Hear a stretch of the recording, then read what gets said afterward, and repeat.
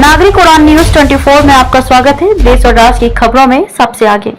नमस्कार, मैं खुशी और आप देख रहे हैं नागरिक उड़ान न्यूज। आइए नजर डालते हैं आज की बड़ी खबर पर। महाराष्ट्र चुनाव के लिए एमबीए जारी कर सकता है संयुक्त घोषणा पत्र, किसानों के मुद्दे होंगे अहम। महाराष्ट्र लोकसभा चुनाव में भाजपा गठबंधन को चौंकाने के बाद महाविकास अघाड़ी विधानसभा चुनाव में भी झटका देने की तैयारी कर रही है। एमबीए संयुक्त घोषणा पत्र जारी कर सकता है।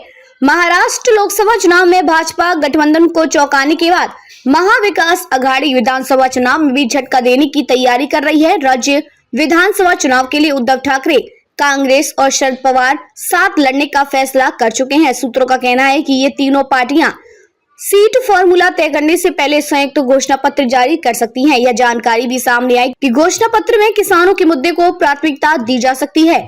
हाल ही में संपन्न हुए आम चुनावों में महाविकास अघाड़ी ने राज्य में सत्तारूढ़ महायुति गठबंधन से बेहतर प्रदर्शन किया।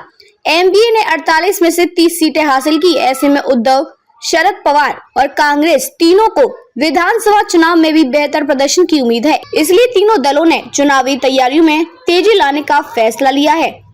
महाविकास अघाड़ी से जुड़े एक सूत्र ने कहा, गठबंधन के सहयोगियों को लगता है कि लोगों को उनसे बहुत उम्मीदें हैं, इसलिए घोषणा पत्र तैयार करते समय वे यह सुनिश्चित करेंगे कि समुदाय के सभी लोगों को समान और निष्पक्ष प्रतिनिधित्व मिले। सूत्रों ने आगे कहा कि एमबीए गठबंधन के लिए संयुक्त घोषणा पत्र का मसौदा तैयार करने के लिए एक समिति का गठन करेगा।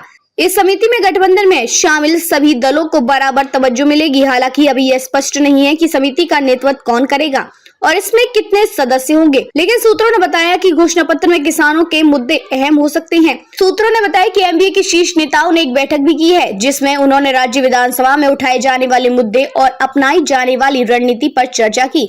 बैठक में सीट बंटवारे के फॉर्मूले पर भी चर्चा हुई। बैठक में चर्चा का एक मुख्य विषय यह था कि सीटों का बंटवारा आंकड़ों के बजाय योग्यता और उम्मीदवारों की जीत की संभावना के आधार पर किया जाना चाहिए। गौरतलब है कि 2019 के राज्य विधानसभा चुनावों के बाद जब एमबीए ने अपनी सरकार बनाई थी तो उन्होंने एक साझा न्यूनतम कार्यक्रम बनाया था, जिस पर गठबंधन के सभी लोगों ने सहमति जताई थी, जिसके बाद एमबीए और राज्य सरकार का गठन हुआ।